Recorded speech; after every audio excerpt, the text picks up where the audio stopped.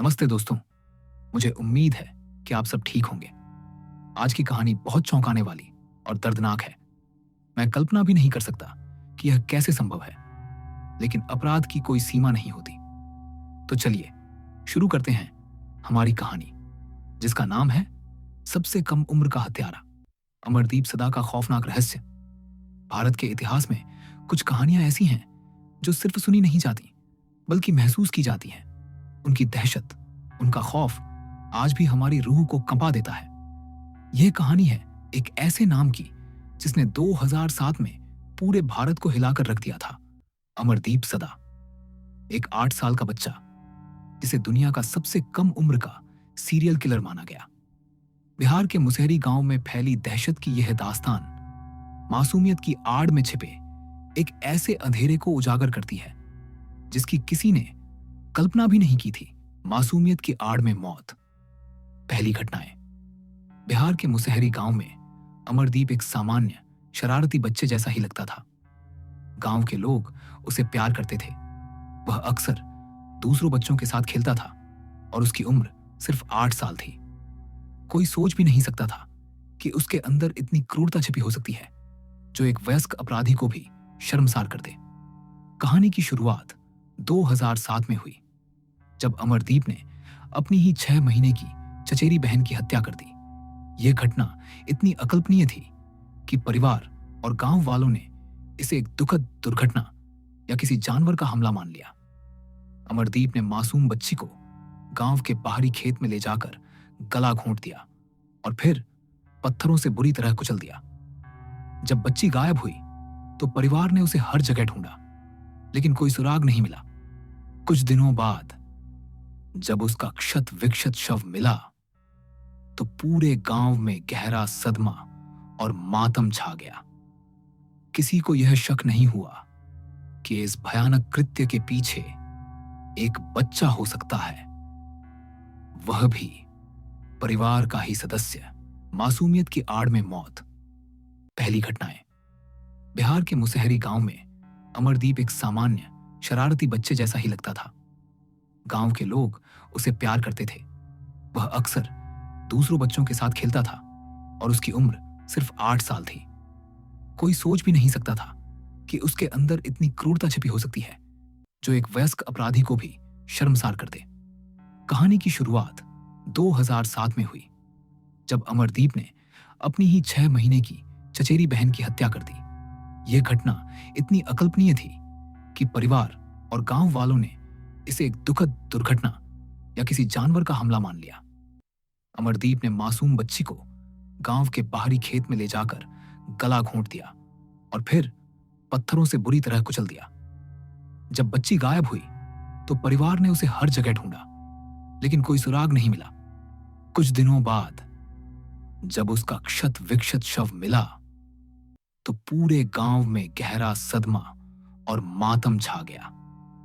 किसी को यह शक नहीं हुआ कि इस भयानक कृत्य के पीछे एक बच्चा हो सकता है, वह भी परिवार का ही सदस्य। पुलिस को तुरंत बुलाया गया। जब पुलिस ने अमरदीप से पूछताछ की तो जो सच सामने आया उसने सभी को हिला दिया। उसने बिना किसी पछतावे या डर के अपनी तीनों हत्याओं का विस्तार से कबूलनामा किया। उसने बताया कि उसे बच्चों को मारने में मजा आता था और वह उनकी मौत पर हंसता था। उसकी आवाज में कोई डर नहीं था, कोई पछतावा नहीं था, सिर्फ एक अजीब सी खालीपन और उदासीनता थी। पुलिस अधिकारी और मनोचिकित्सक हैरान थे। एक बच्चा जो अभी दुनिया को ठीक से समझा भी नहीं था, वह इतना क्रूर कैसे हो सकता है? यह मामला पूरे देश में फैल गया और हर कोई इस बाल हत्यारे के बारे में जानना चाहता था। पुलिस और जांचकर्ता इस मामले को लेकर पूरी तरह से भ्रमित थे। एक 8 साल का बच्चा जिसने इतनी क्रूरता से 3 मासूमों की हत्या की हो, यह बात उनके लिए समझ से परे थी। अमरदीप को मनोवैज्ञानिकों के पास भेजा गया। उन्होंने उसकी मानसिक स्थिति का गहन विश्लेषण किया। डॉक्टरों ने उसे कंडक्ट डिसऑर्डर से पीड़ित बताया, एक ऐसी मानसिक स्थिति जहां व्यक्ति दूसरों के प्रति कोई सहानुभूति महसूस नहीं करता, सामाजिक नियमों की परवाह नहीं करता और अक्सर आक्रामक या विनाशकारी व्यवहार प्रदर्शित करता है। यह डिसऑर्डर अक्सर बचपन में शुरू होता है और यदि इसका इलाज न किया जाए तो यह वयस्कता में असामाजिक व्यक्तित्व विकार में बदल सकता है। अमरदीप के मामले में यह स्थिति बेहद गंभीर स्तर पर थी, जिसने उसे बिना किसी भावना के हत्याएं करने के लिए प्रेरित किया। चूंकि अमरदीप की उम्र 18 साल से कम थी, इसलिए भारतीय कानून के तहत उसे एक वयस्क अपराधी के रूप में सजा नहीं दी जा सकती थी। जुवेनाइल जस्टिस एक्ट के प्रावधानों के तहत उसे फांसी या आजीवन कारावास नहीं दिया जा सकता था। उसे बाल सुधार गृह भेज दिया गया, जहां उसे सुधारने और समाज में फिर से शामिल करने का प्रयास किया जाना था। जुवेनाइल जस्टिस सिस्टम का मुख्य उद्देश्य अपराधियों को सुधारना है, न कि उन्हें दंडित करना। अमरदीप ने बाल सुधार गृह में अपना समय बिताया। उसके बारे में ज्यादा जानकारी सार्वजनिक नहीं की गई, लेकिन यह माना जाता था कि उसे मनोवैज्ञानिक चिकित्सा प्रदान की गई। साल 2016 में अमरदीप सदा को बाल सुधार गृह से रिहा कर दिया गया। भारतीय कानून के अनुसार 18 साल की उम्र पूरी होने के बाद उसे आजाद कर दिया गया, क्योंकि उसे सुधार योग्य माना गया था। यह फैसला कई लोगों के लिए चौंकाने वाला था, खासकर उन परिवारों के लिए जिन्होंने अपने बच्चों को खोया था। आज अमरदीप सदा कहां है, क्या कर रहा है, कोई नहीं जानता। उसका नाम बदल दिया गया होगा और वह कहीं गुमनाम जिंदगी जी रहा होगा, शायद एक सामान्य नागरिक के रूप में। लेकिन क्या वह सचमुच बदल गया है? क्या उसके अंदर का शैतान शांत हो गया है?